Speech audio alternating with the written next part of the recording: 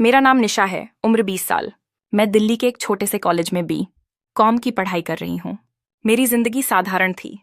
College की class, दोस्तों के साथ मस्ती और मेरा छोटा सा परिवार। मेरी दीदी रीमा मेरी सबसे अच्छी दोस्त थीं। उनकी शादी 2 साल पहले रोहन जीजाजी से हुई थी।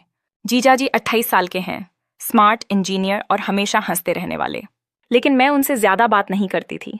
शायद मेरी शर्मीली आदत या शायद ये एहसास कि वो मेरे जीजाजी हैं।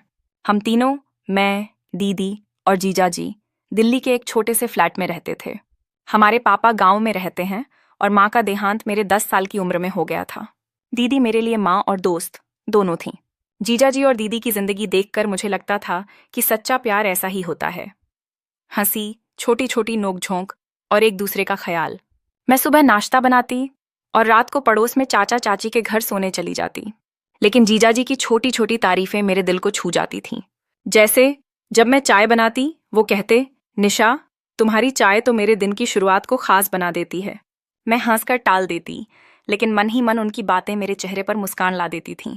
मुझे याद है एक बार कॉलेज में मेरी दोस्त नेहा ने मुझसे पूछा, निशा, तुम्हारा कोई क्रश है? मैंने हंसकर कहा, नहीं, मेरे पास वक्त कहाँ है। लेकिन सच कहूं, जीजाजी की वो मुस्कान और उनकी बातें मेरे दिल में कुछ अनकहे सपने जगा रही थीं।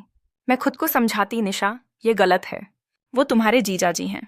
एक दिन दीदी को अपने 1 साल के बेटे आरव के साथ नानी के घर जाना पड़ा। वो बोली, निशा, मैं 1-1.5 महीने में वापस आऊंगी। तुम और रोहन भैया घर का ख्याल रखना।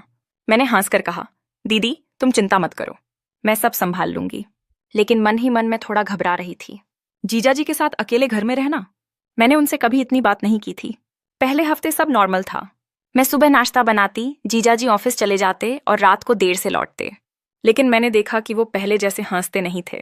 एक रात वो खाना खाते वक्त चुप थे। मैंने हिम्मत करके पूछा, जीजाजी, आप ठीक हैं? कुछ बात है? वो रुके, फिर बोले, बस निशा, रीमा और आरव की याद आ रही है। ये घर उनके बिना सूना लगता है। उनकी बात सुनकर मेरा दिल भारी हो गया। मैंने कहा, जीजाजी, मैं हूं ना, आप अकेले नहीं हैं। उस रात मैंने उनके लिए उनकी पसंदीदा मसाला चाय बनाई। वो बोले, निशा, तुम तो जादूगरनी हो। ये चाय मेरे दिन की सारी थकान मिटा देती है। मैं शर्मा गई, लेकिन मेरे दिल में एक अजीब सी गर्माहट थी। अगले कुछ दिन मैंने जीजाजी का ख्याल रखने की कोशिश की। मैंने उनके लिए पनीर की सब्जी बनाई, जो उन्हें बहुत पसंद थी। वो बोले, निशा, तुम तो रीमा से भी अच्छा खाना बनाती हो। मैं हंसी, लेकिन मन में सोच रही थी, क्या मैं सच में उनके लिए इतनी खास हूं? 1 हफ्ते बाद एक रात भयंकर बारिश हो रही थी। बिजली चली गई और मैं डर के मारे कांप रही थी। मैंने जीजाजी को आवाज दी, जीजाजी, बिजली चली गई। वो तुरंत आए, मोमबत्ती जलाई और मेरे पास बैठ गए। वो बोले, निशा, डरने की कोई बात नहीं, मैं हूं ना। उनकी आवाज में इतना सुकून था कि मेरा डर गायब हो गया। हम मोमबत्ती की रोशनी में बातें करने लगे। जीजाजी ने अपनी कॉलेज की मस्ती की कहानियां सुनाई, कैसे वो अपने दोस्तों के साथ देर रात तक गाने गाते थे। मैंने भी अपनी कॉलेज की कहानियां सुनाई, कैसे मेरी दोस्त नेहा ने एक बार प्रोफेसर को चकमा दिया था। हम दोनों हंस हंस कर लौटपोट हो गए। उस रात मैं अपने कमरे में लेटी सोच रही थी, जीजाजी के साथ ये पल इतने खूबसूरत क्यों लग रहे थे? क्या ये गलत है? वो मेरे जीजाजी हैं, लेकिन उनकी हर बात, हर हंसी मेरे दिल को छू रही थी। मैंने खुद को समझाया, निशा, ये सिर्फ दोस्ती है, इससे ज्यादा कुछ नहीं। लेकिन मेरा दिल मानने को तैयार नहीं था। अगले दिन मेरी दोस्त नेहा मेरे घर आई।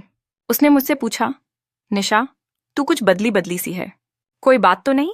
मैंने हंसकर टाल दिया, लेकिन उसने कहा, देख निशा, अपने दिल की सुन, लेकिन सावधान रहना।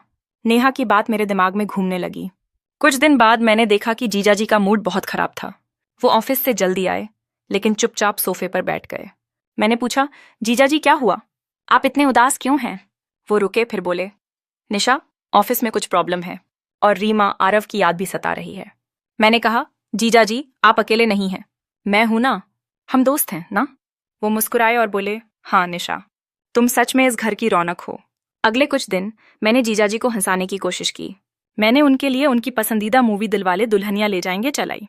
हम दोनों साथ बैठकर मूवी देखने लगे। राज और सिमरन की लव स्टोरी देखते हुए जीजाजी बोले, निशा, सच्चा प्यार तो ऐसा ही होता है ना, जो हर हाल में साथ दे। मैंने कहा, हाँ जीजाजी, और दोस्ती भी तो ऐसा ही प्यार है। एक दिन मैंने उनके लिए गाजर का हलवा बनाया। वो बोले, निशा, तुम तो मेरी छोटी बहन से भी ज्यादा ख्याल रखती हो।